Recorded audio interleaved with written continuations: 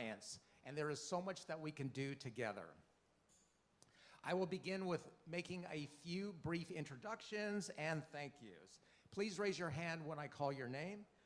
First of all, Kathy Penzo, board member at Temple Akiba and chair of this event tonight. Thank you, Kathy, wherever you are, and thank you for your committee. I will now introduce all the nonprofits, the tremendous nonprofits that are located at the tables in the back. Please raise your hand. Culver City Interfaith Alliance, The Power of a Shower, Safe Place for Youth, known as SPY, Everyone in United Way, Upward Bound House, West Hollywood Community Housing Corps, PATH, which is People Assisting the Homeless, Shoes for the Homeless, and the St. Joseph Center. Also, I want to introduce Lieutenant Estrada, Sergeant Shepard over here, and Captain Sid. Thank you to Sorrento Market and Albert Vera for donating the pastries. We appreciate that. Okay, just a quick roadmap of the event tonight. So we're going to begin with some preliminary remarks. Then we will go on to our panelists' presentations. This will be followed by questions and answers, which will be followed by visiting our tables and all of our nonprofits. Tonight we will be asking some questions, and some of the questions include, what is homelessness? What causes homelessness? What is being done to combat homelessness, and what is working? And also what is really important is, what can all of us, individuals, faith-based organizations, nonprofits, and businesses, what can we do to help? And we want action items. It is now my pleasure, my great pleasure, to introduce our senior rabbi at Temple Akiba, Rabbi Zach Shapiro.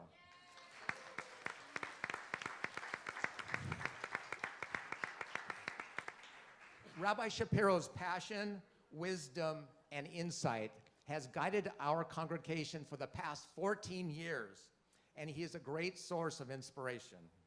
Rabbi Shapiro continues to bring high energy and forward thinking to our congregation every single day. It is now my honor to call forward Rabbi Zach Shapiro.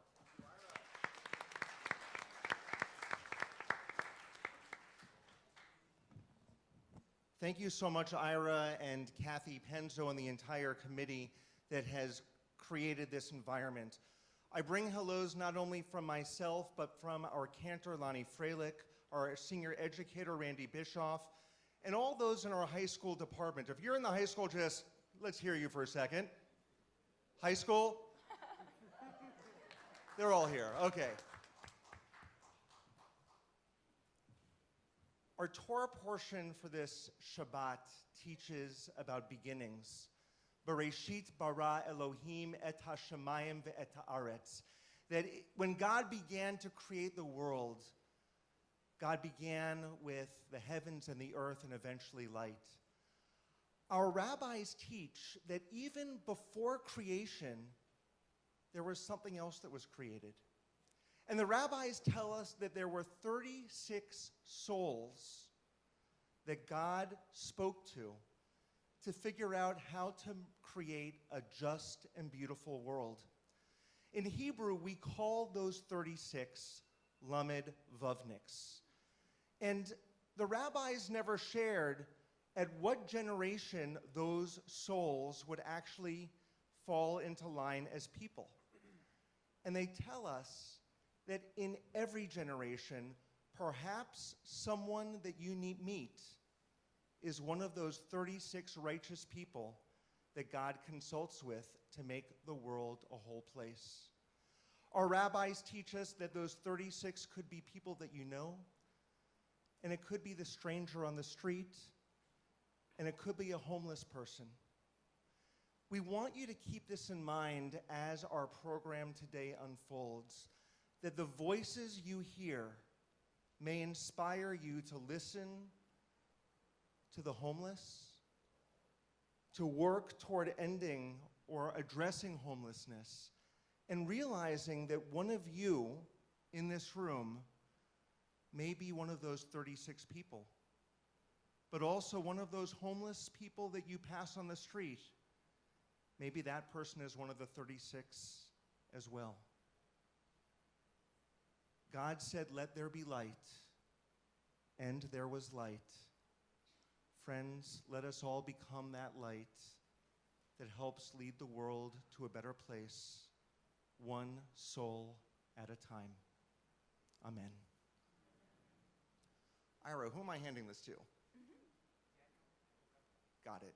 So it's now our honor to invite forward the rabbinic intern at our institution at Temple Akiba. He is a senior student at the Hebrew Union College Jewish Institute of Religion, along with our friend and colleague, Dr.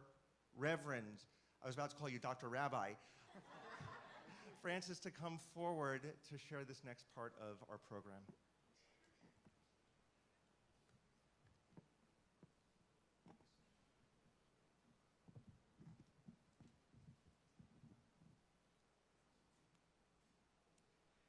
Thank you, Rabbi Shapiro. So yesterday, we finished celebrating the Jewish holiday of Sukkot. The original source for this holiday comes from the Bible. Leviticus teaches that the holiday occurs on the 15th day of the month of Tishrei, at the time that the Israelites would gather in all of the harvested fruits and vegetables. So on the first day, Leviticus says, "You shall take the product of hadar trees, and you shall take the branches of palm, the branches of the myrtle tree, and the willows of the brook, and you should bring them to rejoice before God." Leviticus also says that you shall live in sukkahs or booths for 7 days to remember that when I took the Israelites out of Egypt, this is what I told them they must live in when I rescued them from slavery. So Sukkot, therefore, is a holiday on which we are thankful to God for the plentiful food that we have to eat, and also for the shelter that God has given us. But can all of us on this earth truly rejoice before God in thanksgiving for the food that we have and the shelter that we have? Unfortunately, that answer is no. That is why we're here convening tonight, so we can think together how one day all the inhabitants of the earth may be able to rejoice together in thanksgiving for food and shelter. Just as we take the 4 different species of the lulav together on Sukkot to rejoice before God, so too can we come together from all of our different communities to think about this issue of homelessness, so that one day the divine vision of Sukkot may become a reality.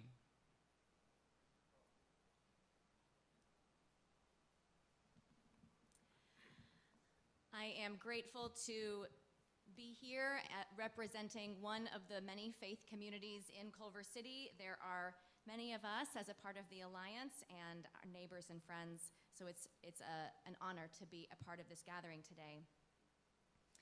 We are people of faith, and we recognize that sometimes that sets us apart. And our faith inspires us to action. It doesn't just sit quietly in our heart, but also blooms and blossoms. I am reminded of the prophet Isaiah, who had something to say to people who were too narrowly focused on empty practices, on empty rituals, without living out faith in the world. Is not this the fast that I choose?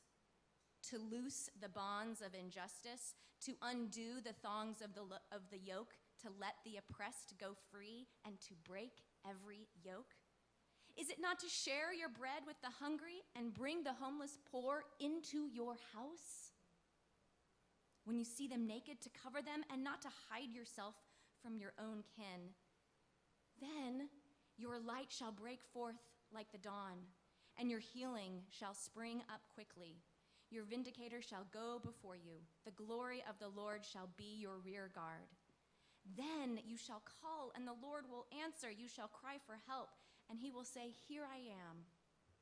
If you remove the yoke from among you, the pointing of the finger, the speaking of evil, if you offer your food to the hungry and satisfy the needs of the afflicted, then your light shall rise in the darkness, and your gloom be like the noonday.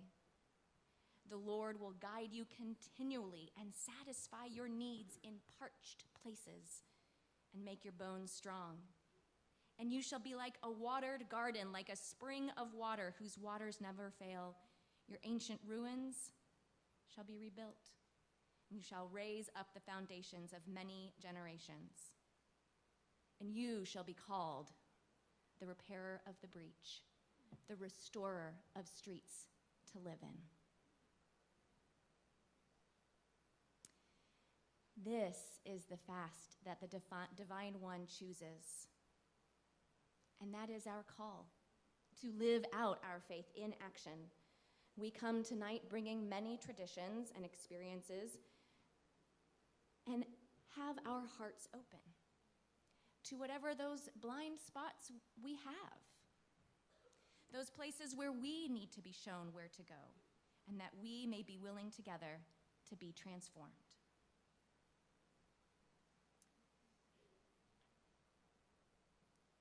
Prayer in all religions is intended to help us leave behind our busy lives and for a moment be connected to God in our community.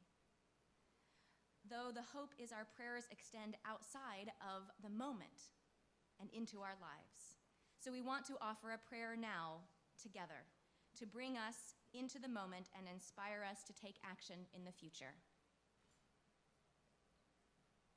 In Judaism, we have a prayer called Hashkivenu, where in the evenings, we ask God to spread over us a Sukkot Shlomecha, the shelter of your peace, God.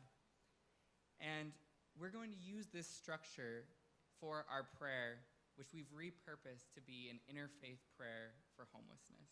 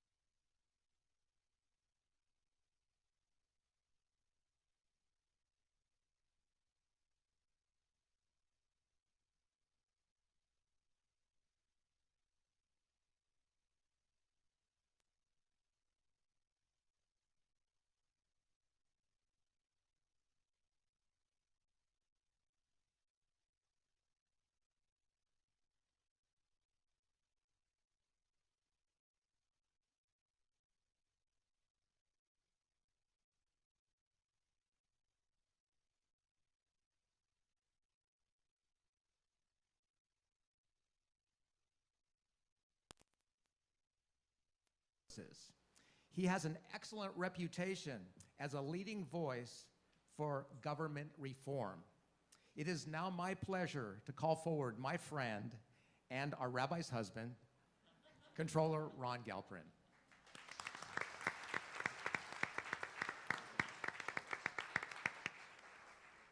Good evening, everybody.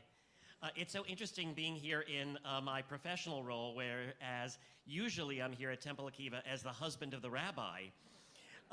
It's typically said that if you want to have a happy marriage, the things you should not talk about at your dinner table are politics, religion, or public policy. And Zach and I like to joke, well, what else would we talk about? And so this is a wonderful evening in which we really have a chance to engage our mutual passions for these vital issues that we face in the city. And seeing so many people of faith, not just from the Akiba community, but from all of Culver City and Los Angeles come together, I think is just incredibly meaningful. So thank you, everybody who put this together, and thank you so much, Ira. So funny also to hear you introduce me as Controller Galperin in this context. Homelessness is, I think, the #1 social and humanitarian crisis right now in the city of Los Angeles. We see it everywhere. And despite many efforts to address it, the numbers are on the rise. Let me just share a couple of numbers for you to kind of set the picture here. There are also many reasons why people fall into homelessness, as I think we all know. There's a lack of affordable housing. It's unemployment, poverty, mental illness, drug and alcohol dependency, domestic violence, PTSD, and much more. And it's really becoming a defining issue in too many cities throughout the United States, but most acutely here in Los Angeles. For it is here that we have the highest number of unsheltered people living on our streets, an estimated 44,000 each and every single night. Only New York has a higher number of homeless people overall, yet a much smaller number actually living on the street.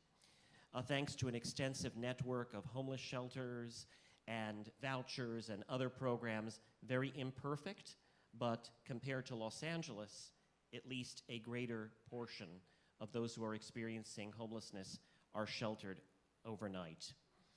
In the past 4 years, homelessness has been up 40%. Last year alone saw an increase of 16% in the city, and an increase, of course, in those who are unsheltered. Countywide, we saw a 12% increase, representing nearly 59,000 people, of which 44,000 were unsheltered. And the estimate, by the way, is that if you look at the whole course of the year, that there are probably about 100,000 people who at one point or another were experiencing homelessness. And it impacts people of every single age, gender, ethnicity, sexual orientation, and expression, although an overwhelming majority in Los Angeles, 70% of those experiencing homelessness, are African American and Latino, which really represents a historic and ongoing inequity in our nation and in our city. And most tragically, in 2018, there were 918 homeless people who reportedly died on the streets of Los Angeles County. The estimate is that this year it's going to be 1,000 people. Let that sink in for just a moment. How can we, in this great nation, in this great city that we have, with so many creative minds, with so many resources, with so much wealth, have 1,000 people die on our streets? Now, I will tell you I've been something of a critic of the way that things have been going on in Los Angeles. And I believe in many ways that sometimes the definition of insanity is doing the same thing over and over again and expecting a different result. We have some great initiatives. We have some great investments that are happening, great measures that were passed by voters, be it H, which was county-wide for a variety of different services, Triple H, intended as bond money for creating permanent supportive housing. But it's very slow in the coming. It's very expensive. and the results are not yet at all obvious. A couple of reports that I issued, one which was already now close to 2 years ago, looking at street cleanups and how we're doing at them. The other looking at our Los Angeles Homeless Services Authority most recently and outreach activities, which I feel we're not getting our money's worth. And then most recently, Triple H, which is that bond measure. And unfortunately, while some units are coming online, it's 3 years since that was passed. We haven't seen any of them completed, and the costs are extremely high. So how did we get here? I'd suggest we got here by a combination of neglect and lack of focus, lack of leadership, lack of accountability, a siloed and fractured government structure between the city and county and others. But I also want to suggest that we got here because of some good intentions gone bad. And I want to just share with you a few moments about that. Because the road to hell, as they say, is paved with good intentions. And what do I mean by that? Number one, regulations. And I'm a believer in reasonable regulation. And California and LA have a host of very well-intentioned regulations. But let's also take a look at where some of them got us. We've got regulations to preserve our environment, to help mitigate traffic, to prevent overdevelopment, to make all units handicap accessible and ADA compliant, to require prevailing wages and benefits, to provide adequate parking, to preserve the existing character of neighborhoods, to impose a whole long list of fees that are meant to help cover the impacts of new development. But let's also be honest. While all of these are great goals in and of themselves, they have also helped to limit density and to drive up the cost of building. Second, housing policy. Like other cities, we sought to revive our downtown. Really a great thing to do. Make it a 24-hour place. Make it a place that people want to live in. But it also spelled the end of many formerly low-income units. We've also sought to engage our neighborhood councils, and I came from a neighborhood council before I got elected, and that's a wonderful thing. But it also sometimes empowers some people who don't want to see anything in their backyard. We've got rent control, very well-intentioned as a way to help to protect people in the units that they live in. But it also, in some cases, has provided an incentive for landlords to just tear the place down, and then you lose some of those affordable units.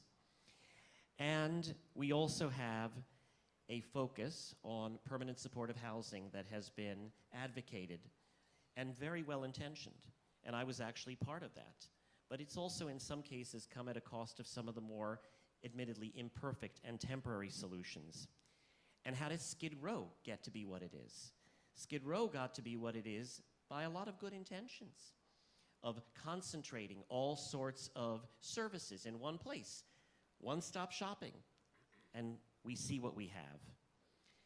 There's individual liberties, and we have a nation underpinned by a philosophy of individual liberties, a right to privacy, to self-determination, but it's also made it much harder to share patient records for people who are experiencing mental illness and drug addiction and who are experiencing homelessness. And we have a variety of programs that are there to help people who are on the street, be it food, be it shoes, be it tents, be it hygiene essentials, all really well-intentioned. But are they the best model necessarily to help people in the longer term? And then I'll say a word also about law enforcement, which is that we don't want to deprive people of their personal possessions. And we don't want to criminalize poverty. We don't want to criminalize homelessness. But how do you find that balance between law enforcement and between civil liberties?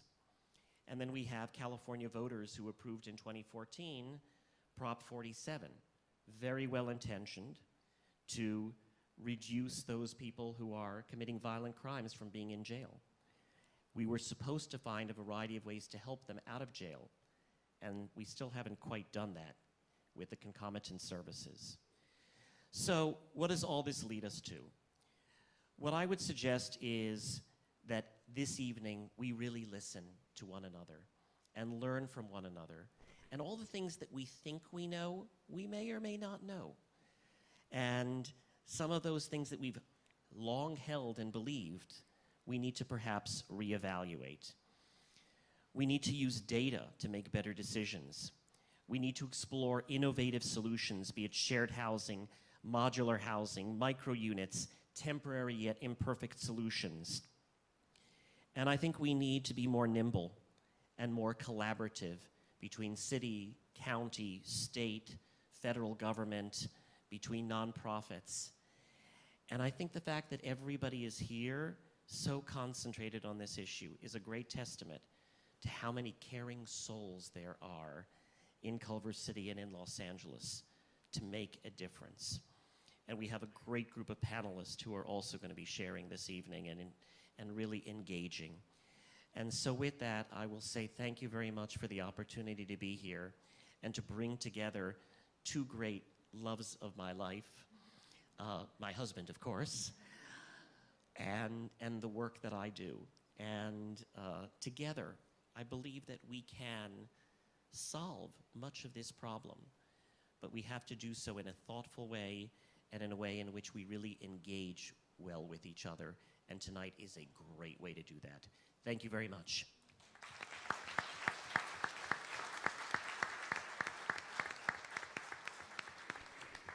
Wow. Thank you, Ron, so much for being here and for your insightful comments. The forum tonight is for education, engagement, finding solutions, and determining ways that each of us can help. It is now my pleasure to introduce our panelists. Our first panel, I'm going to just go down the row. Our first panelist is Emily Martiniak, a person who has formerly experienced homelessness. Our next panelist is Chelsea Byers, field organizer for Everyone In campaign, United Way. Our next panelist is Matthew Tekle, field deputy to Councilmember Mike Bonin, Council District 11. And following down, we have Mark Lippman, member of the Culver City Committee on Homelessness. And to the far left, Danny Pepper, Director of Resident Services, West Hollywood Community Housing Corps. And our first presenter tonight will be Emily Martiniak on our left.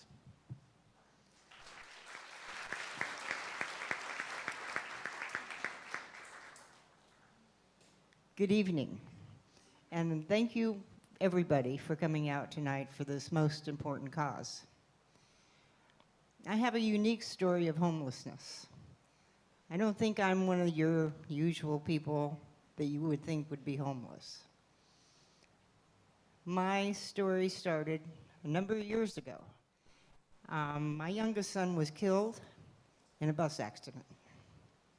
So needless to say, I was devastated. And I'll give you a little glimpse of what my life looked before like. I had a husband, 2 sons, a really good job as a supervisor in a large company, a 4-bedroom house with a pool, a car, some savings in the bank, and a cat. I was making plans for my retirement in a few short years. I thought I was a good citizen. But suddenly my life was in havoc. I couldn't function. I didn't think straight. I didn't eat well and I couldn't sleep.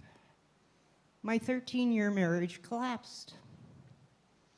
My oldest son, Noah, he did what he could, but I was too damaged. Even though I suffer from bipolar disorder, I was never diagnosed or treated. I self-medicated to alleviate the pain, but it caught up with me. Then came the economic collapse of 2008. I lost my income, and by 2011, I was facing living on the streets. Well, one afternoon, it was all too much, and I found myself standing over the freeway looking down thinking, this would be so easy. But I couldn't decide whether to jump on the train or the freeway. But I did come to my senses, and I climbed back down with a new determination to get some help. I took myself to Olive View Hospital. I was placed on a 72-hour hold. I was scared to death. I didn't know what would be next. Well, my 72-hour hold turned into a 6-week stay at a county mental hospital. And that's where I celebrated my 59th birthday. But fortunately, I was placed at LA Family Housing, and I lived there for 9 months. I kept my doctor's appointments, I took my medications, I even took some classes. I felt safe there. Had food to eat and a place to sleep, and they helped me navigate through the mountain of paperwork it takes to qualify for a permanent supportive housing voucher. And with their help, this process just took 9 months, not the 7+ years it can often take. And in 2012, I moved into a brand new studio apartment in Sun Valley, and I still live there today. And that's the great news. And they saved my life, along with the Department of Mental Health. But at my apartment complex, the Palo Verde Apartments, we have supportive services you don't receive at a conventional apartment complex. Number one, my doctor and social worker come to my apartment for monthly visits. We have substance abuse programs, healing art, cooking, gardening. And these services are imperative, especially for seniors and formerly homeless, because even the slightest crisis can lead to homelessness. I suffered a financial setback. Without the staff of my apartment complex, the Department of Mental Health and Supportive Services, I could have been back in an institution or facing living on the streets again, isolated and alone. We have social workers on staff 5 days a week to help people with doctor's appointments, transportation needs, or just daily crises. It's so very important. We're a community. We have barbecues. We have monthly meetings, policies, and pizzas, and we have memorial services because we're a community.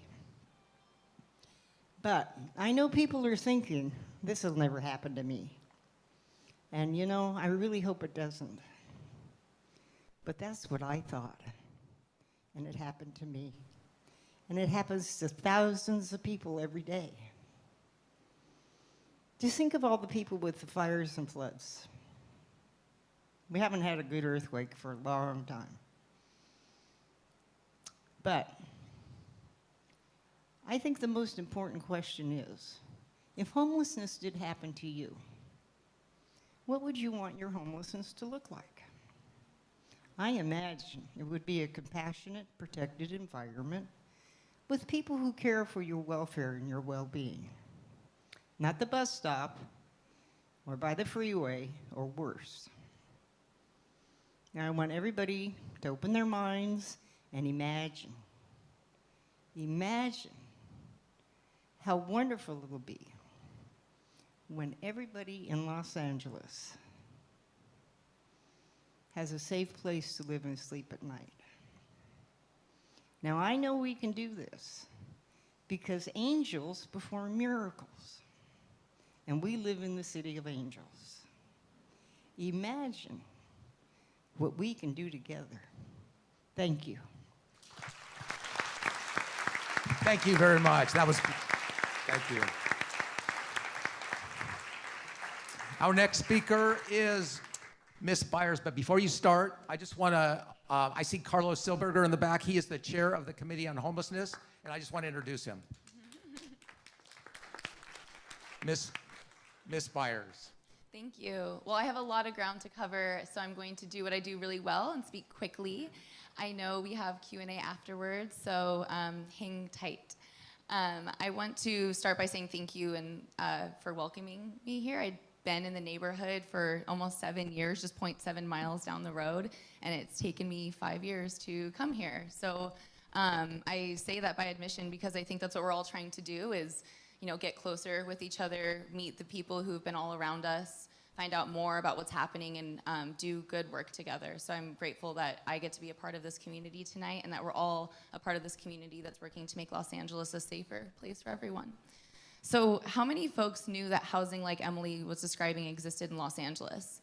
Housing, apartment with supportive services, not a lot of hands, or maybe a lot of shy hands.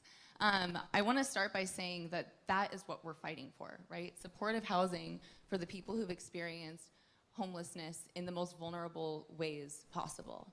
That's the work that Everyone In is doing. That's the work that United Way set out to do. And we had great context provided by our controller, so I don't have to dig too deep into a lot of these numbers, thankfully. But we know about 58,000 people are currently unsheltered every single night in Los Angeles. That of those 58,000, about a quarter of the population is experiencing chronic homelessness, meaning they've been homeless for a year or more. I can't imagine. But a quarter of the population of Los Angeles has lived unhoused for a year or more. And for many, many of those folks, we're talking 10 years, 20 years, long periods of time. But to know that a housing solution that Emily just talked about is out there and can totally change lives, that's what we need to be fighting for. So I say a quarter of the population, and I tie it to the supportive housing that Emily experienced, because that is a small type of housing, right? We know that that's the expensive housing, that that's the challenging housing to build, but that's the smaller amount of housing we need to build. For that 3/4 of the remaining population, we're talking about economic factors driving us into homelessness largely, right? Economic factors like my parents experienced in 2008 when we lost our home. We didn't become homeless, we found affordable housing, right? We found affordable housing. But Sheila, who I met from the Palisades, who the same year as my family lost her house, didn't. She didn't find affordable housing. Instead, she became one of the chronically homeless people who lived for nearly a decade unhoused in Los Angeles and then required supportive housing and supportive care services. So I say that to sort of paint a spectrum of the type of housing that we're talking about with the Everyone In campaign, that supportive housing is necessary, that affordable housing is necessary, and we need to really protect people who are currently living in those types of housing, right? I was asked to mention the 3 Ps of housing, or the 3 prongs of the housing crisis. We need to produce new housing. Los Angeles is currently missing 518,000 units of affordable housing. Just current numbers say that we should have 518,000 units of affordable housing out there, and we don't. So then it's no wonder that nearly 600,000 people are paying 90% of their monthly rents, or their monthly paychecks, to rent every month. 600,000 people at 90%. That's a statistic from the Economic Roundtable. That's startling. So these numbers keep getting bigger and bigger and bigger, right? But we can talk about that. We can talk about the need to produce this new housing. We know that we need to protect people who are currently living in housing, and congratulations to Culver City on taking big leaps and doing some of that work, protecting tenants who are living in affordable, or who are living in housing, who are being pushed out for all various reasons. We have to do that work to keep people in those homes. And we have to preserve that existing affordable housing stock, as you mentioned. We're losing affordable units that currently exist. They're being timed out of their deeds. We're losing them. We're losing them to new development. We're losing them, and we're not building them at the rate we need to. So if you can understand anything from me at the end of this, it's that affordable housing, as much as we may hope or think is just naturally occurring, it's not. It's not. And what continues or seems to be more naturally occurring is people's plight into homelessness. So we need to really flip that paradigm. We have to fight relentlessly for affordable housing. And as Reverend Francis said, bring the homeless poor into your house, into your community. There's no reason why we couldn't be housing people, affordable housing all across Los Angeles, but for many reasons, very intentionally painted by the neighborhood council landscape that Controller Galperin mentioned, there's been really intentional efforts to ensure that affordable housing doesn't come into many of our communities. That's been a long history of having that happen, and we really need to confront that in this moment. So I could say a lot more, and I just really want to hammer home that affordable housing and supportive housing are key factors. We have Measure Triple H at the city, and we know it's not happening fast enough. We're not seeing those units being built fast enough. But that's the faith in action part, right? We know these are supported. We know that these units change lives. We know that we need them. We need to keep fighting for them. And I'll just end by saying that we need to also support everything in between, the safe parking, the shelter that we know we need more beds of, especially here on the west side. We need more shelter. But let's hold and remember that shelter is only so effective when you're moving people quickly into those permanent homes, right? So let's hold that the harder goal, the long goal in our minds as we continue doing this work every day. I'll leave it at that for now. Thanks. So our next presenter is Mr. Tekle. But before you start, is there anyone that has an empty seat next to them? Please raise your hand. So if anybody would like to come in and sit, we have seats available. Keep your hands raised.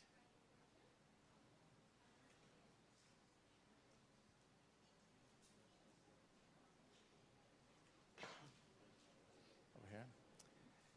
Mr. Tekle, welcome. Thank you.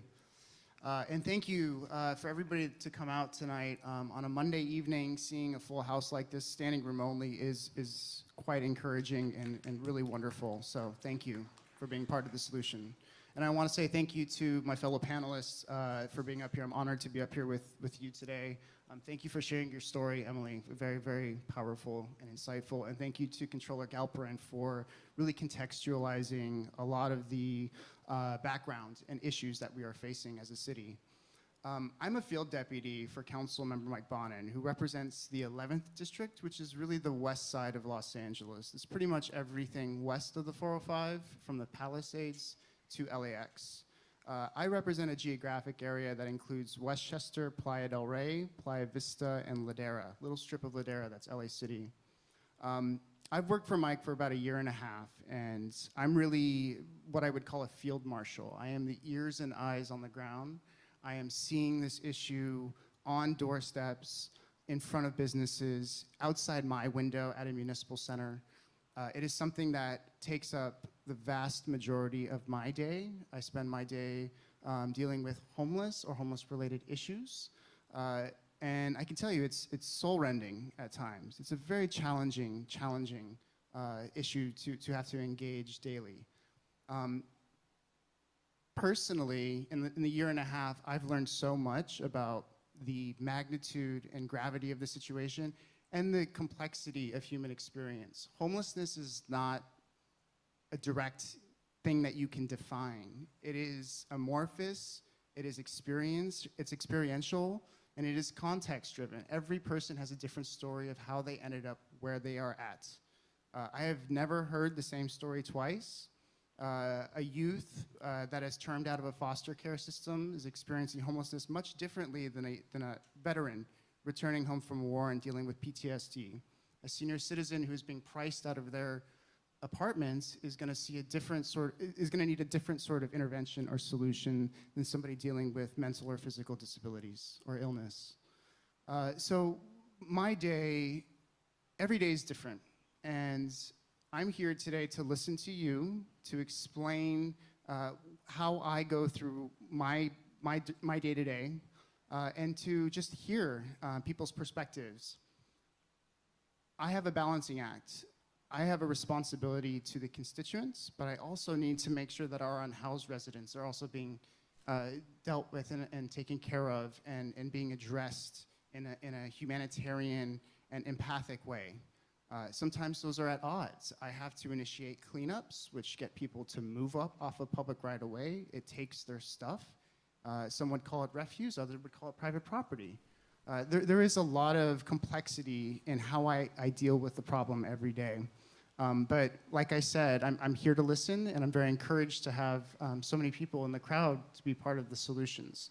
And I'm looking forward to working with all of you on this. I also want to highlight the folks that are ringing this event today, because they are really the ones that are the true angels making a difference out there. So I've gotten to know quite a few of the folks that are surrounding us at St. Joseph Center, our service provider lead, SPY, our youth service provider lead. I've gotten to know Power of Shower, Rachel and Aaron, the great work that you are all doing. And just know that there is a huge, huge groundswell of interest and people that want to make a difference and that are really, really doing great things in this city. And I'm really, really proud to work for somebody like my boss, the council member, who is solutions-oriented and who has been a leader on this issue. He's a member of the Homeless and Poverty Committee. He has always been one of the first to say yes to a solution in his area, whether it's something like shared housing, as the controller alluded to, permanent supportive units, bridge home program, shelter system, which we have 2 starting up in Council District 11. Every one of the 15 districts have said that they would put 1 in there. We're gonna have 2, and we're looking for more. So I'm happy to be here tonight and looking forward to the questions. Thank you.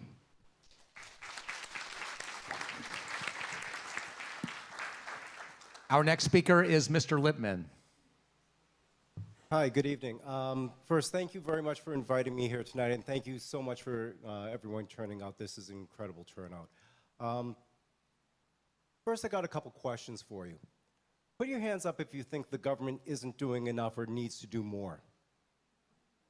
All right, keep your hands up if you want to see a solution for homelessness. Okay, now keep your hands up if you want to be a part of that solution. Okay, now, for that, keep your hands up. And this is very important, it gets to that question. How many people with your hands up could tell that I'm formerly homeless by looking at me? Thank you, you've just made my point. Now, to get into the first question about what our government is doing. Right now, we are at a breaking moment in our history. Things are going to go one way or they're going to go the other. And we can be a part of making that choice. Right now here in Culver City, we are working on some very creative, out-of-the-box initiatives to solve homelessness. For anyone, I'm not enough time to get into it, but please check out the table in the back and pick up some of the information that our committee is working on. If you are very, very interested, turn out for our next City Council meeting next Monday evening, because our committee will be making a presentation on these solutions to our City Council next Monday. But why is the question, could you recognize that I was formerly homeless, so important in this discussion? Because if we want to be a part of the solution, then we have to be a part of reshaping the narrative, of taking control over what a homeless person is, what their potential is. When we hear the naysayers out there, who every time they go past an underpass or past a bush and see someone who's homeless and they just have that vitriol experience of like this anger in their gut, and they're saying that's someone you should be afraid of, that's someone that you should fear, that's a criminal, that's a drug addict, and that's all that they can see is where that person is right now. Our grassroots people here, we have to retake that narrative and say, no, it's not where they are today, it's where they could be. We have to imagine and see the positive of where people have come out of homelessness and make that what we bring up to the public. We have to embrace the solutions that are being brought up. When they say no, we have to say yes 10 times over. That is how we're going to solve homelessness. And it takes every single one of us to be involved in that. And let me be very frank with you. Right now, we think it's bad. But if we don't be careful, it's only going to get worse. They say that it costs billions of dollars to keep us poor. Well, in just a year and a half from now, we've got 3 major companies coming here, Apple, Amazon, and HBO. 5,000 new employees, high-paid employees. What do you think that's going to do to our housing market? How many more homeless people do you see are we going to see on the streets from that if we don't implement those solutions now? And so by retaking that narrative, we can make the difference. And I'm not going to kid you, it's going to be difficult. But times like these call for courage. We need to be courageous and say yes. Because courage isn't determined by how you stand up when times are easy. It's defined by how you stand up when times are hard.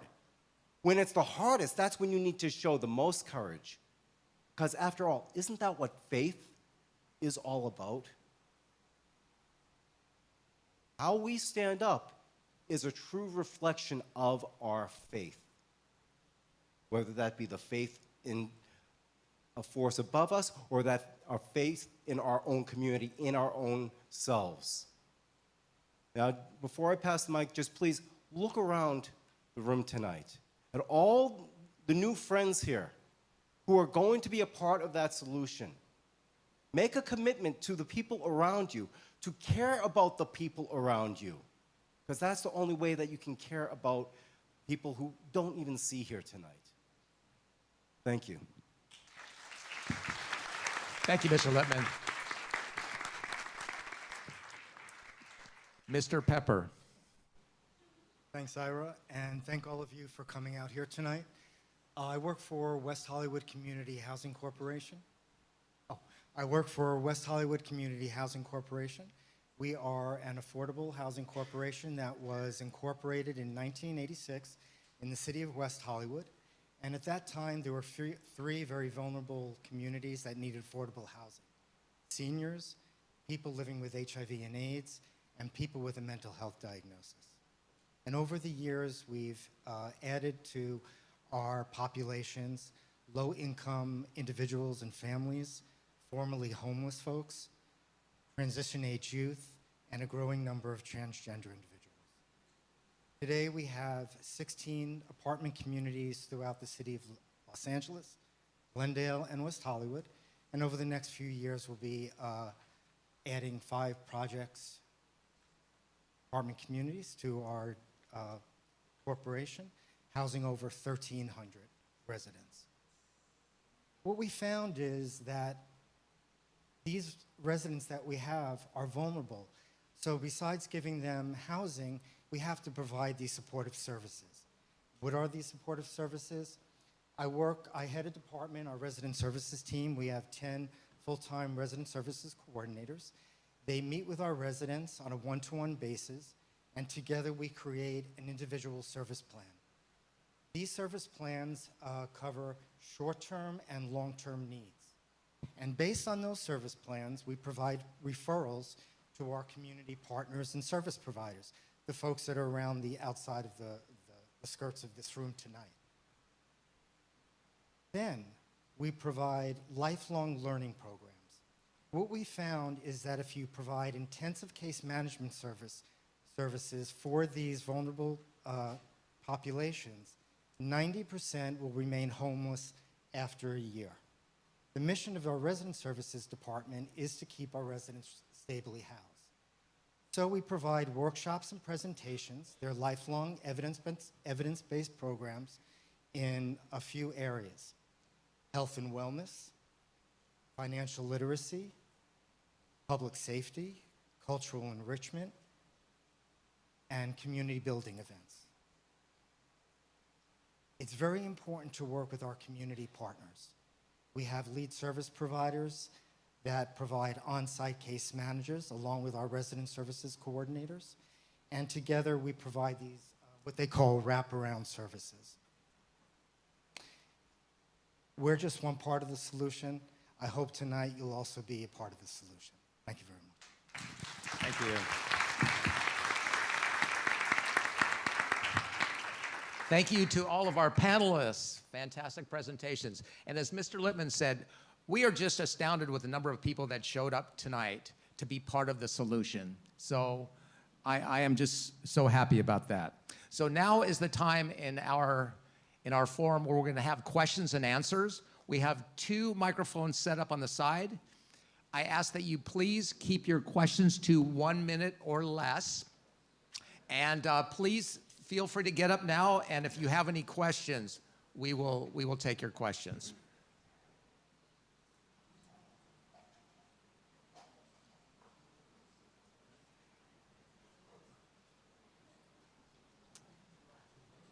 Okay.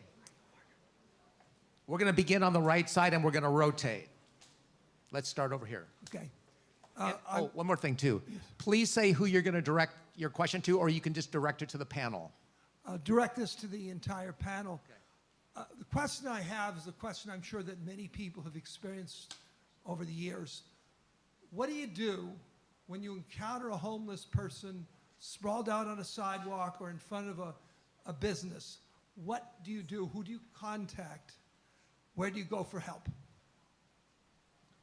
Who would like to take that? Okay, I'll take that Mr. one. Tekle, let's do it 30 seconds, then we'll go to Mr. Pepper. Sure. Thank you for the question. So the question is what do you do if you see somebody on the street and you want to get them immediate attention? There's a few different ways you can do that. Traditionally, calling 211 is to get shelter. I brought some flyers in the back so you can actually see that as well. We also have a new online dashboard the county LAHSA has put on. And LAHSA stands for Los Angeles Homeless Services Authority, and they're the ones that are tasked with dealing with this situation. It's called the LA HOP, Los Angeles Homeless Outreach Portal.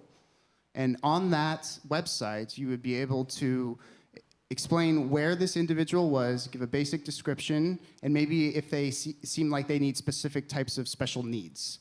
And from that, it's sent over to LAHSA Homeless Engagement Teams, HET teams, and they will be dispatched to that person. So again, that name is Los Angeles Homeless Outreach Portal. We call it LA HOP, and that's a great first step.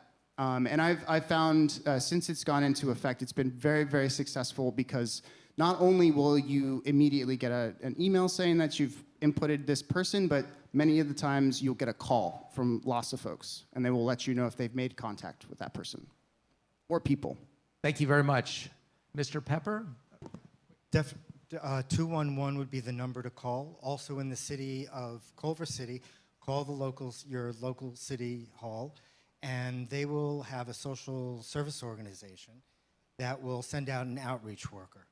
And those outreach workers will meet with the person who's homeless and hopefully establish a relationship with that person. And it's really important, it's that initial contact with that person. And then they'll continue hopefully meeting with them. And through that relationship, they will figure out what are the best needs for that person. Thank you very much. Okay, we'll do one more quick comment on this. The Department of Mental Health. Fantastic. Contact the Department of Mental Health. They'll send out a team. They'll evaluate them. They get them housing. They get them whatever need they need for mental health. And if they need physical help to help their mental health, they do that too. They saved my life. Absolutely. Thank you. Okay, we're going to go on the left side, but before we do, I just want to introduce Christine Stofers. She is in our housing department. She's the Culver City Homeless Coordinator. And let's go on the left. Yes. Hello? I don't think it's working. Is it working? Okay. My husband and I moved here from the East Coast about 4 years ago. And we moved from a capital city in a state that was a lot smaller than this place. It was less than 500,000 people. And I was involved with the homeless and the shelter situation in that city. And it was manageable. So when we moved here, and when I read what's going on in Los Angeles, it seems so overwhelming to me. And my question to the panel is, if I feel that way, I think a lot of residents feel that way. And so I'm thinking, how can you break down the issue into small, compartmentalized areas so that people can feel if we do this and we see success, then that encourages more people to be involved. Thank you for your question. We all want this to be a more digestible, easier problem to solve. And the way that I help neighbors think about it is just by looking at your own city, right? Los Angeles Homeless Service Authorities, the point-in-time count that's conducted every year, that data really does get drilled down to a neighborhood-by-neighborhood geographical layer. So if you just look at your immediate surroundings, well, all of a sudden you see that Culver City has, 100 people experiencing homelessness. It's not 58,000 as part of that county, but Culver City then has a specific role to play in that, right? How can Culver City take ownership and address its homelessness crisis?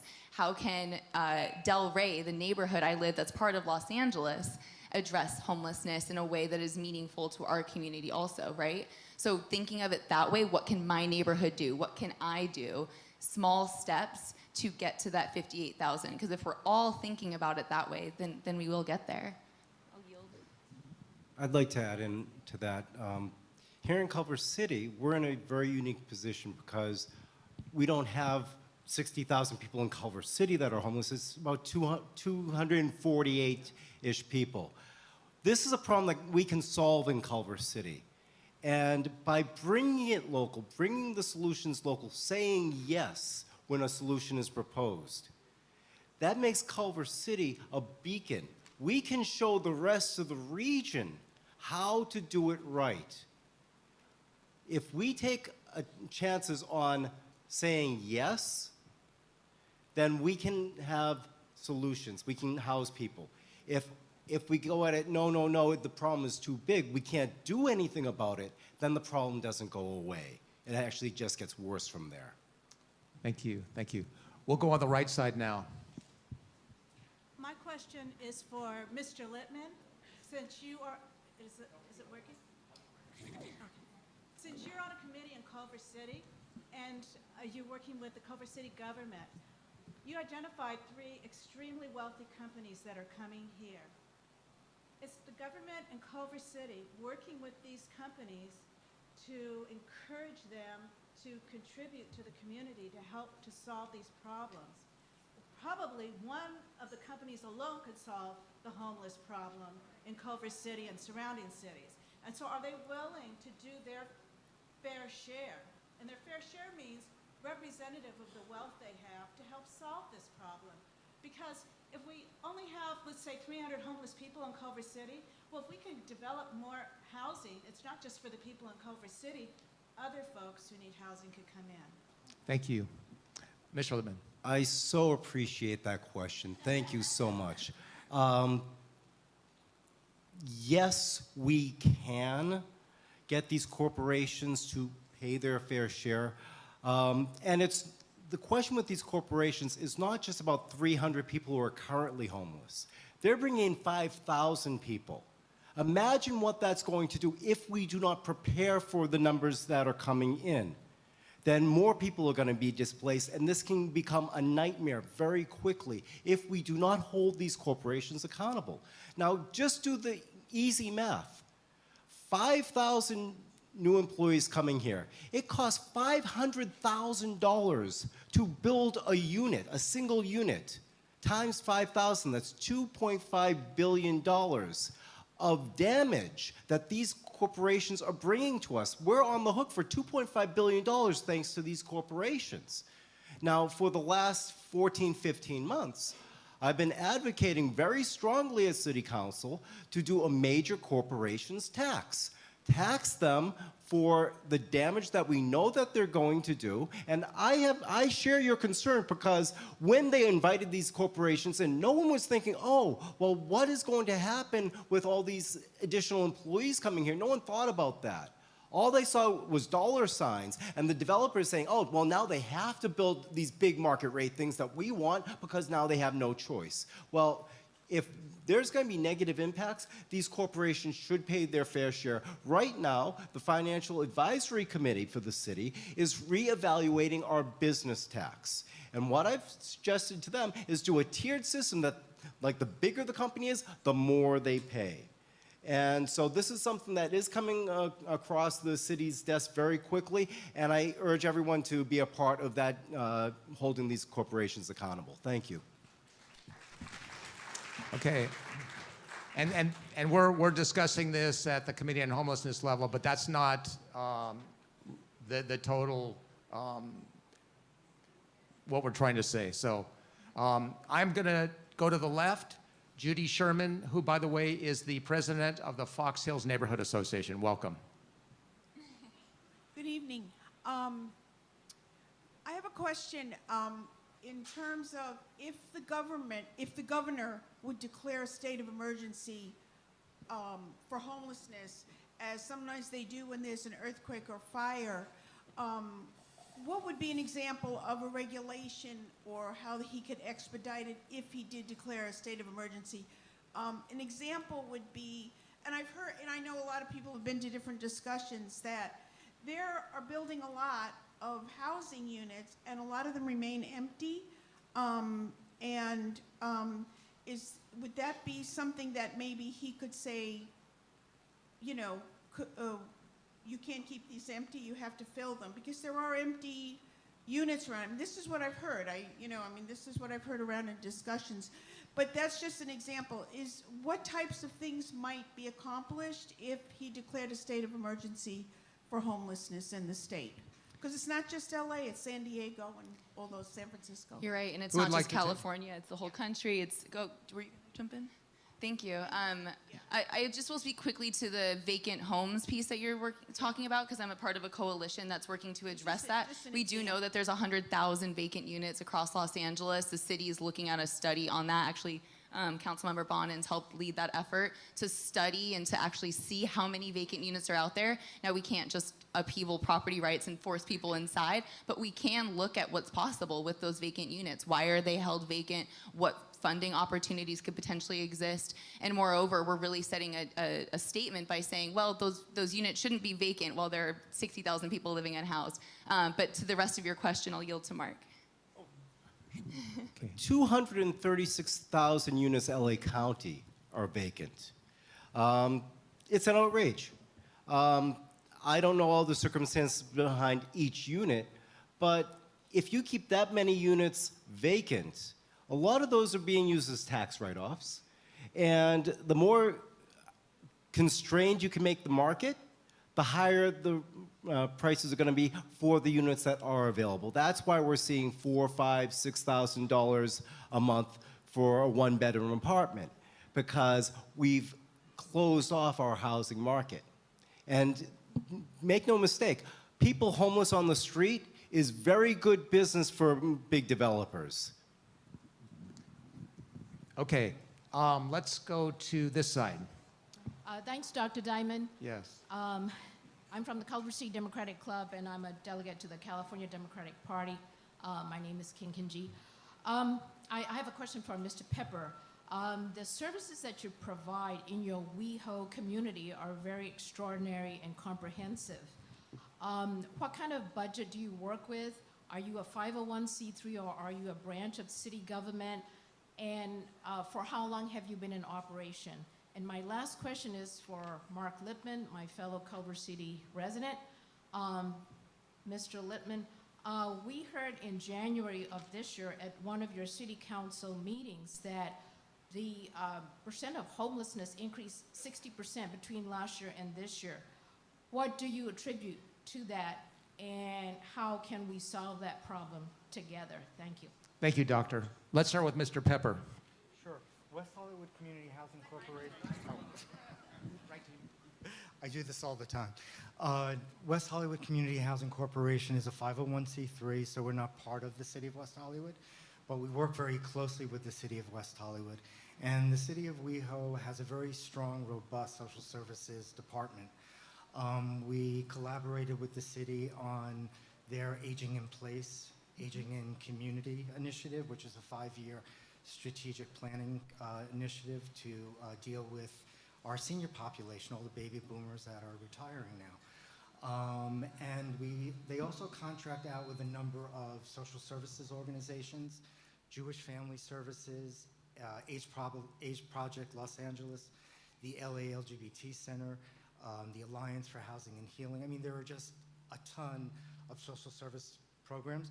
So to get involved, you know, go to the city of Culver City, advocate for more social services. The city of WeHo, they're doing an anti-poverty campaign. So we offer discounted metro passes. Maybe that'll be free, hopefully, by next year. So it really is to advocate for the city in which you live in, for those services to your council members. Mr. Lippman. Yes, thank you very much for the question. Adding on to the comments that Controller Galpert mentioned about all the reasons that people are becoming homeless, some of the things I've noticed, it is the influx of big businesses into the entire region. That's one of the reasons. Another thing is sites like the Airbnb and short-term rental, that's constraining our housing market. That's taking units off of the market and creating mass tourism. And a third one is that seeing how the rents are going up higher and higher. A lot of, sorry to say it, unscrupulous landlords, and not all landlords are unscrupulous. There are some very, very good landlords out there too. But I've seen a flood of evictions over the last several years, using illegal Ellis Act evictions, et cetera, and I know that a lot of the tenant organizations are fighting left and right for just people being thrown out of their stable housing. So as rents keep going higher, there are a lot of landlords out there who are looking to turn over their property so they can get higher rents, and that's a driving cause of homelessness. That's a part of the answer. Thank you, Mr. Littman. Also, we've had a big influx in vehicles, homeless people in vehicles, and so we need more safe parking. Let's go to the left.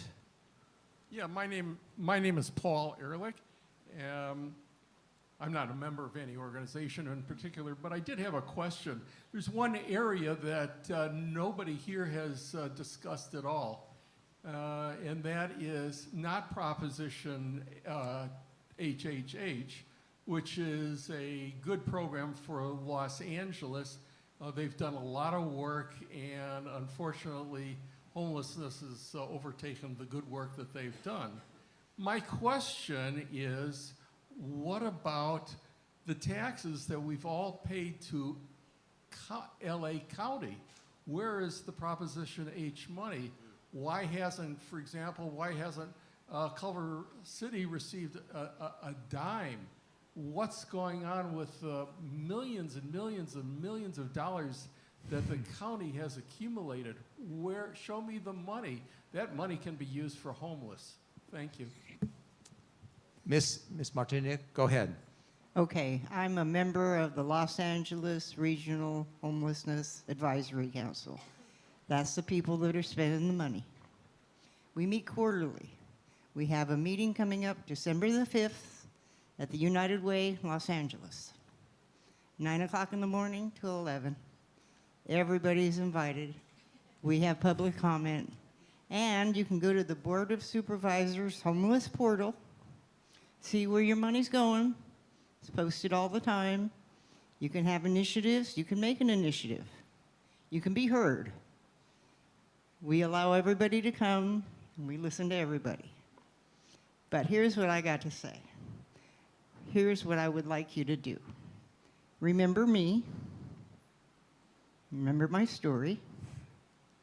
Remember Dennis. Remember his story. Take our stories home to your neighbors, your churches, your communities, and tell your neighbors and your community members what you're doing to end the homelessness. And then I want you to ask them what they're going to do to help you. And we're going to do this one person at a time, because inch by inch is a cinch, and yard by yard is hard. And we're going to inch up on them, and they're not even going to see us coming. And that's what I have to say. Thank you so much. Mr. Tekle. Just to add a little bit more context, so you referenced H, and we also heard Triple H, HHH. So both of them were put through to do different things. So HHH, which is a City of LA proposition, was a $1.2 billion tax bond that goes to building brick and mortar structures, units for people to get out of homelessness. Permanent supportive units, other types of affordable units. It's all about building physical structures. Measure H, which Paul referenced earlier, is a county measure, and it was voted last 3 years ago? March 2017. 2017, 2 years ago. And that is for the services that go with outreach. It includes mental health services, families and children's services. It goes to funding our outreach teams and LASA's outreach teams, which I referenced earlier. LASA, before this went through, was a pretty small and marginal organization. It's really had to expand at an exponential rate to deal with the crisis. They're in the middle of that expansion, and of course there are severe growing pains with that, and there are a lot of things to point to that can be better and more efficient. But I, as someone who deals with this on the ground and deals with LAHSA folks and outreach folks and service providers that also receive some of that funding, I can say that the work is progressing and people are doing a lot of great things. So. Thank you. I just want to say that we have about 10 more minutes of questions and answers, so I'm going to ask that everybody, let's make it 30 seconds so we can try to get through everybody, and then if you still have questions, we can always speak to our panelists afterwards. So let's go over here. I have two quick questions. One is, with regard to HHH, I know that we were all very disappointed to see how much the cost of the housing exploded. Had anyone ever thought about using, like creating a mobile home park or something where costs would be much easier to constrain or to predict? That was my first question. The second one is, I have two daughters, and I'd like to know what kids could do or we could do as a family that is actually realistic that could help. Fantastic question. Okay. So who would like to answer the first question? Go ahead, Mr. Teckley. So thank you for the questions. It's expensive to build. Construction costs in the city of LA. When they initially put this forward, there was an expectation that I think it would be about 300,000, 140,000, excuse me. And it's almost 4 or 5 times that now. And there's a lot of reasons for that. The construction costs are rising, and also the environmental review process is quite odious and expensive. And in fact, a lot of folks use that to their advantage to kill projects and lengthen them and expand the timeline, which just explodes costs. That $500,000 per unit that you're hearing is one such example of permanent supportive housing, which is the most successful model. It's over a 90% success rate for people that are in those sorts of solutions. However, it can't be the only one. You have to engage folks in different contexts. So things like shared housing, which we described earlier. There's a great organization in this area called SHARE, Self-Help and Recovery Exchange. They have a track record of bringing people together in communal living spaces where people have roommates and a communal kitchen or living area. And it's been very successful. And they can get people off the street tomorrow. So there are other options out there, and there are, it's like riding a ship. You just have to slowly get to a point where you can actually fund these programs. I know Mike has been championing it, so. Thank you. And with, just really quickly. Yeah, I'd just like to add into that.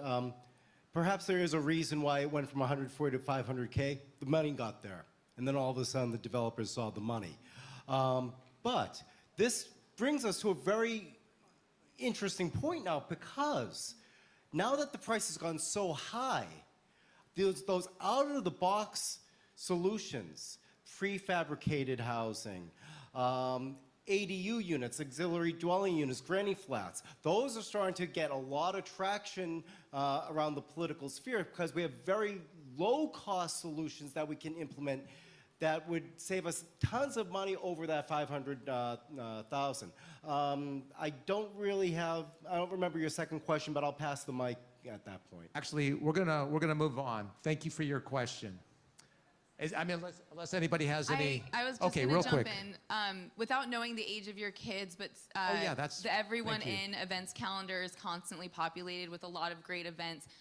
There's amazing things happening at the intersection of arts and homelessness that I think are really great cultural ways to expose yourself to more stories, to more people with lived experience.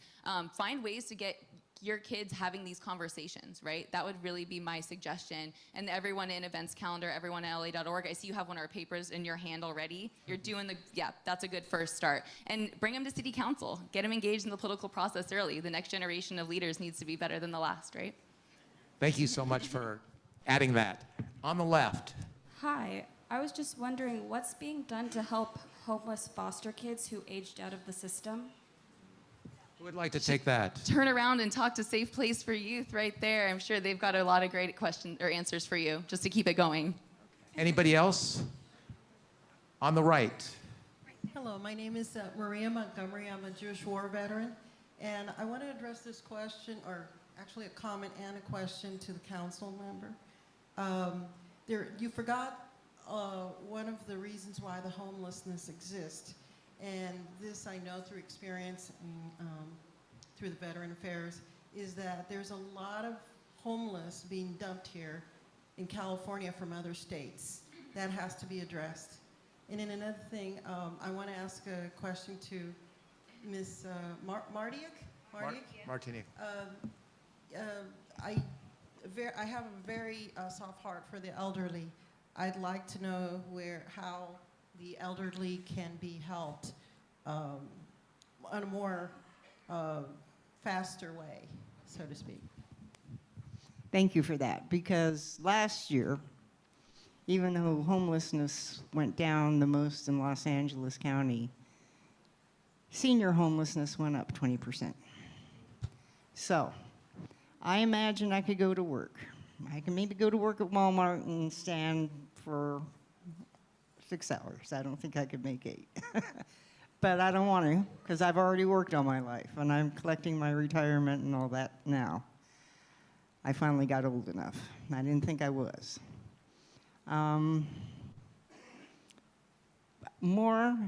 This goes along with the youth. I would like to see a program with youth and seniors in housing together. The youth are paired with a senior. The senior shows the youth how to live, because they're not getting that in the foster care. The youth helps the senior with their daily living and helps them remain young. And the youth would foster out at maybe 3-5 years, whatever it takes them. And unfortunately, the senior would foster out through osmosis. But everybody would have a home, and it would be paying it forward, and people would have a purpose. And I think, it could work. Thank you so much. These kids love Bernie Sanders. They love. I'm gonna go on the left. Thank you so much. Go ahead. My name's Joe Barth. My wife and I have been long-term members of Temple Akiba. We're in a situation where we've rented an apartment. It's just right outside of Culver City, where the rent has been going up so much for a number of years that now our rent is $100 less than our income, which is Social Security. As of January 1st, we have another increase of $100, so the income that we have from Social Security will be equal to our rent. We have to be out of our place. This is my determination before the end of the year, and we have no place to go. We're very, very close to being homeless, and I'm hoping for some type of solution or partial solution tonight. And this is how the community can really help. Because you're all neighbors, so look at each other and introduce yourself to each other and become neighbors and find some compassion for this family. Thank you so much. Mr. Tekle is going to add. Just come speak to me after this, and I can give you some resources. Thank you so much. Do you want to say something? Okay. Hi, my name is Antonieta Villamil, and I have a question. At the beginning, someone spoke about regulation. How do you regulate, if that could be a term, or what is our government doing and our institutions doing to hold the big banks accountable for the economic war on people, on the communities? Everywhere I see people becoming homeless. I've seen people that lost their houses after 15 years of work. I saw them in the street with their kids, and they got a predatory loan. So how do we hold accountable the big banks for the predatory loans on vulnerable communities and as a result of racial profiling? Thank you. Who would like to address that? Mrs. While I Byers? can't answer your question in a single 30-second bit, we know that this is a larger issue happening, that it's not just California, United States, really the entire Western world is facing a homelessness increase in ways that we haven't seen before, and you're indicating a lot of the underlying factors, right? The economic structures with which you've relied on. So, you know, the political revolution's out there, but I think that's all the time we have for it. We should talk more afterwards. Thank you. On the left. Hi. There's many different sides to homelessness. My question specifically focuses on when a person is already homeless and helping them get out of it. I've read recently in a book and then looked into it about a charity that their attitude is give money directly to the homeless, cut everything in the middle out, just go to people, ask them what they need, give them money for it. And they're raving about their statistics, saying it's just, we have found it time and again through the data that it is the most efficient thing to do, as opposed to spending $500,000 per house that you need to build, et cetera, et cetera, et cetera. Somebody needs to come out of their situation to ask them what they need, give them what they need. And most people, they have found through the data, regardless of the type that they might be in, if it's a drug addict or if it's someone who just lost their house, don't want to stay in that situation. They want their independence. They're not looking to keep getting handouts. So in any case, my question is about what can be done to help the government efficientize their system, because there's a multiple of attempts to solve the issue. And if one of these attempts has found through data that it is more efficient than the others, everything else should come off the books and all the resources should be focused on this one solution regarding this specific narrow part of the problem, not all of it, of course. So what can be done to help the government efficientize this process? Thank you, Hush. Panels, who would like to take it? Let's start with Mr. Lippman. Hush? Hush. I think Go when ahead. I went to the homeless shelter, they taught me something that my parents didn't teach me, or associate's degree didn't teach me. And all my life, I suffered with this, how to budget. It was, isn't that ridiculous? I used to lay in bed at night going, how am I going to get gas for the car? How am I going to pay for insurance? How am I going to get the rent? How am I going to feed the kids? How am I going to get shoes? I don't know. When I learned how to budget, I never had a problem until I had that financial setback. And I haven't had a problem since then, because these things aren't being taught in school either, or at home.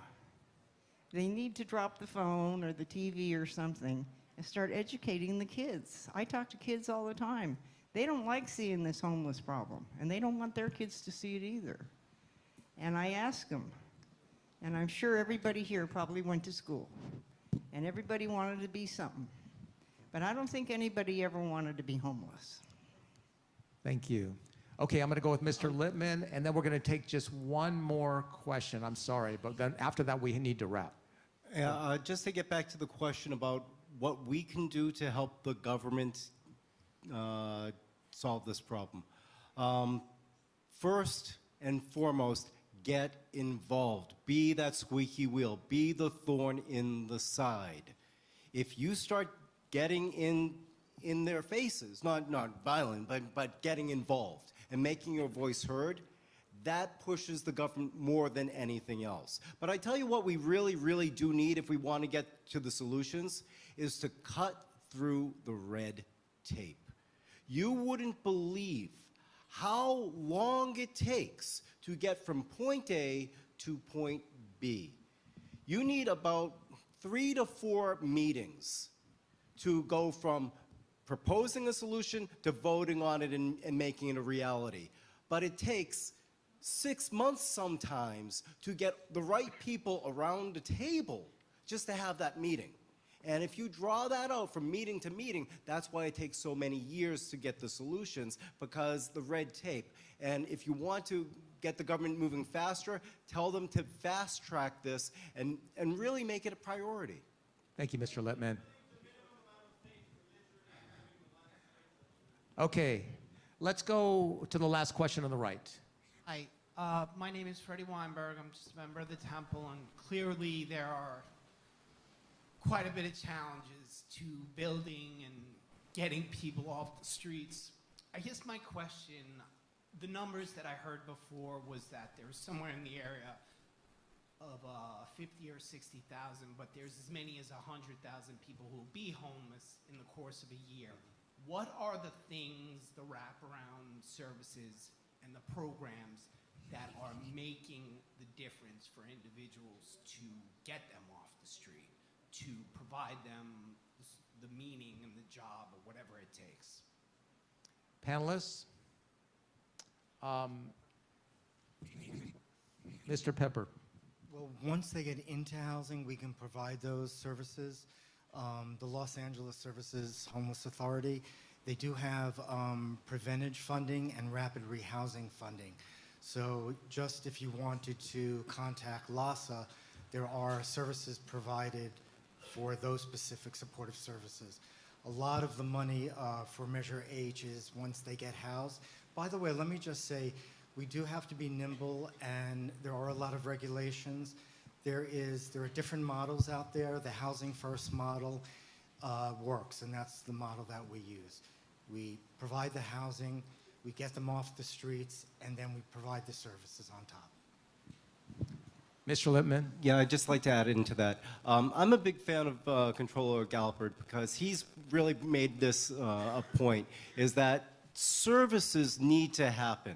And this is really our low-hanging fruit. This is the easy stuff to do. We need to get more bathrooms, more showers, food pantries, access to transportation and things that people don't normally get if you're homeless. If you have to wash your laundry, if you're homeless, that's an all-day affair. If you have to take a shower, that takes half a day. And to get from point A to point B, that takes forever. We need safe storage, all this easy stuff that we can provide. And this is some of the stuff cutting through the red tape. We need to get on our councils, in our respective councils for the different places you live, to make those services available, because a lot of this stuff, it's really just opening up some facilities and getting it to happen.